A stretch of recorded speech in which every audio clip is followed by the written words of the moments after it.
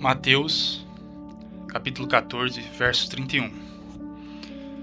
E logo Jesus, estendendo a mão, segurou-o e disse-lhe: Homem de pouca fé, por que duvidaste? Esta passagem ela se refere aos momentos em que os nossos pensamentos e aquilo que a gente enxerga das circunstâncias, elas dominam ou não a nossa maneira de enxergar o mundo e a nossa maneira de pensar. Porque basta simplesmente a gente se desviar um pouco da genuína fé, que muitas circunstâncias vêm para abalar a nossa fé e tudo aquilo que a gente entende referente ao mundo espiritual. Que a palavra de Deus ela diz em Hebreus 11, verso 1, que a fé é o firme fundamento das coisas que se esperam e é a certeza das coisas que não vemos. Quando a gente começa a dar lugar ao que os nossos 5 sentidos nos mostram, a gente para de viver através dessa fé. E essa fé que provém de Jesus Cristo, ela nos dá certeza que tudo corre para o bem. Porque a palavra de Deus ela diz em Romanos 8, 28 o seguinte: E sabemos que todas as coisas contribuem juntamente para o bem daqueles que amam a Deus, daqueles que são chamados segundo o seu propósito. Então, esse amor que se refere a Deus, que nós devemos ter, ela se refere à lei, basicamente, que se resume nisso. E a lei ela se interpreta dessa forma. Em Lucas 10, do verso 26 ao 27, está escrito ao que Jesus lhe propôs: O que está escrito na lei? Como tu a interpretas? E ele replicou: Amarás o Senhor teu Deus de todo o teu coração, de toda a tua alma, de todas as tuas forças e com toda a tua capacidade intelectual. E amarás ao teu próximo como a ti mesmo. Então, quando você ama a Deus, você sabe que tudo coopera para o bem. E quando você ama a você mesmo e ao próximo, você entende que as situações que vêm para te entristecer, elas provêm daquilo que você enxerga do mundo e das circunstâncias. Então são meras opiniões. As coisas elas não são como a gente acredita ser. A gente pode converter tudo isso para que a nossa mente use a energia que a gente tem para que a gente concentre em coisas positivas ou negativas. E Deus ele sempre vai nos inclinar para que a gente viva pela fé, porque essa fé ela sempre nos estenderá as mãos. Porque Jesus ele disse, como eu iniciei esse áudio, Mateus 14, verso 31, logo Jesus estendendo a mão segurou e disse: Homem de pouca fé, por que duvidastes? Isso porque Pedro ele estava no meio da tempestade e ele mesmo pediu para ir ao encontro de Jesus.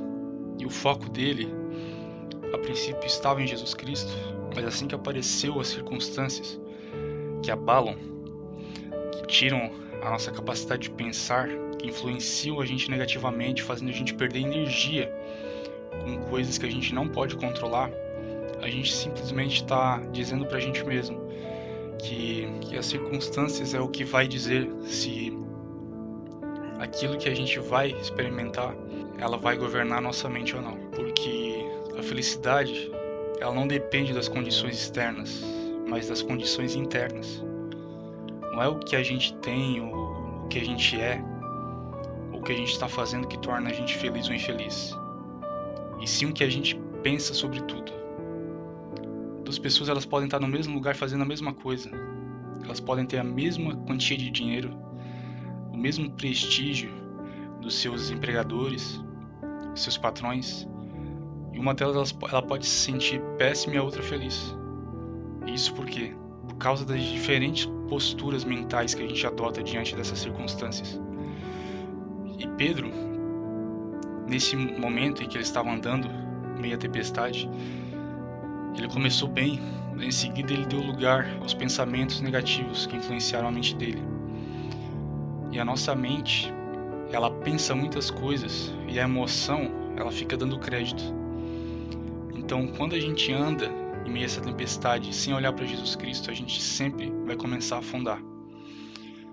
E nós temos que entender que nós temos um Deus sobrenatural. E Ele mesmo nos coloca em muitas circunstâncias para provar nossa fé, que nem nós podemos ler em Tiago capítulo 1, do verso 2 até o verso 4. Meus irmãos, considerem tudo isso como alegria quando caírem em diversas tentações, sabendo disso que a prova da vossa fé opera a paciência, que a paciência, no entanto, realiza sua obra perfeita, para que sejais perfeitos e completos, sem vos faltar coisa alguma.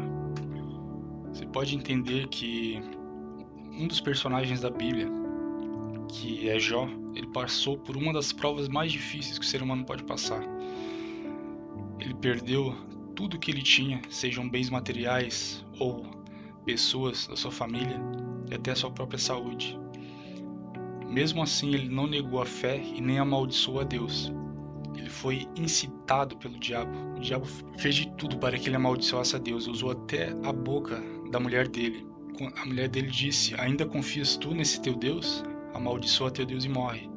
Mas Jó ele disse: como qualquer mulher louca falas tu.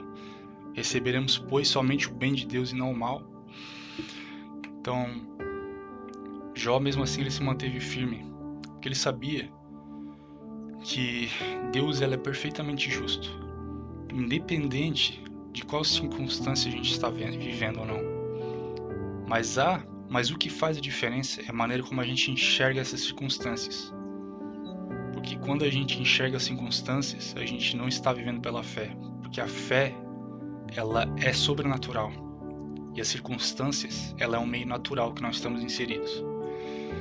Então nós não podemos simplesmente acreditar que aquilo que nós vemos é aquilo que a gente deve depositar a nossa energia, porque senão a gente vai focar em coisas que simplesmente não são essenciais. A gente vai se esforçar para resolver assuntos que a gente não tem controle nem poder para resolver, mas a gente tem poder para resolver aquilo que está sob nosso controle. E se nós estamos no meio de um deserto e foi Deus que nos colocou lá, então aprenda com essas provas, porque isso tudo vai motivar você a ser alguém mais semelhante a Cristo. Então por isso que a gente deve sempre ter fé em Deus e não reclamar, porque a reclamação é um dos motivos pelo qual Deus ele nos mantém mais presos ainda no deserto, que nem o povo hebreu que foi liberto do Egito. Eles só reclamaram e Deus ele se cansou e manteve eles por 40 anos lá. Mas Deus ele colocou eles lá para saber o que estava no coração deles, se eles iam obedecer a Deus ou não. E aquele povo foi rebelde. Então deixe que as circunstâncias elas te moldem o seu caráter, conforme Deus quer. Mas não roubem a tua energia, não drenem a tua energia de forma negativa. Isso você só vai conseguir através da fé genuína, porque nós podemos ver, como eu citei na história de Jó, no capítulo 38, verso 4, Deus ele disse: onde estavas tu quando eu fundava a terra? Declara-o, se tens entendimento. Então, quem somos nós para dizer a Deus: Deus, eu não mereço passar por isso, o que eu fiz para estar nessa situação? Isso simplesmente é tudo o que Deus não quer ouvir.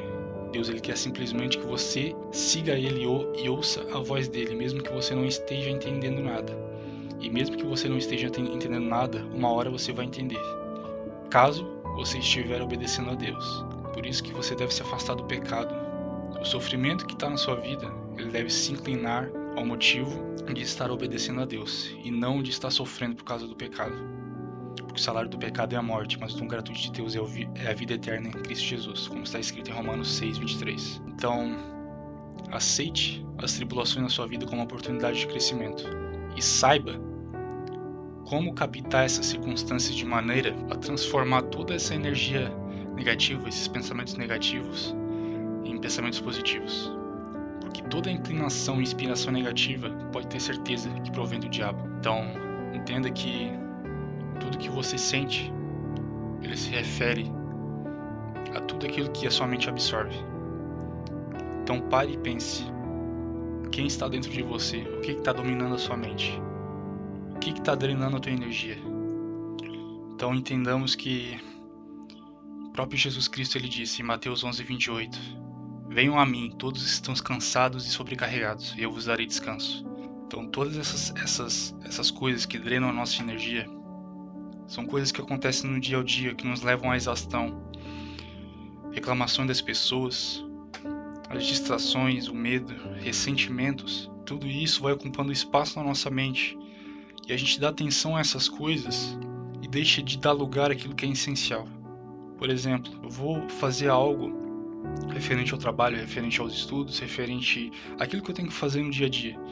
E isso precisa ser feito. Só que na nossa mente vem muitas coisas. Vem premissas equivocadas, vem reclamações das pessoas, da tua família, do teu chefe, vem fardos do dia a dia, a raiva, o ressentimento, o medo da situação financeira, do estado do país, as distrações, tudo isso te leva a um estado de exaustão. Então você não foca naquilo que você tem que fazer, mas você foca naquilo que está drenando a tua energia. E você não é aquilo que você pensa. Você é aquilo que você interpreta de tudo aquilo que as circunstâncias te propõem. Quando eu falo que você não é aquilo que você pensa, se refere no sentido de que você tem domínio, pode ter controle sobre muitas coisas que vão na sua mente. Você é sim, de certa forma, o que você pensa, mas você não é essa identidade, porque você pode controlar isso. Você pode entender que a gente sofre muito mais na imaginação do que na realidade. Então, a gente tem que estar forte espiritualmente e saber dominar as nossas emoções. Porque quando a gente se deixa julgar pelas pessoas, porque as pessoas elas nunca vão te julgar pela razão, nem com justiça, mas vão te julgar pelo que você já fez de errado. E elas sempre vão te levar a pensar nessas reclamações e em tudo isso. Isso vai te dar um fardo mais pesado do que você pode carregar. Por isso que eu disse em Mateus 11:28, venham a mim todos que estão cansados e sobrecarregados, e eu vos darei descanso. Então, descansem em Jesus Cristo, descansem em Deus. Vivam uma vida de oração e leitura constante da Bíblia, e deixem que isso preencha a mente de vocês, e vocês terão um pensamento positivo, correto, e não conseguir focar nas coisas essenciais do dia a dia. E esses pensamentos negativos não vão drenar a energia de vocês. Então é isso que eu tenho para deixar. Fiquem com Deus, na paz de Deus.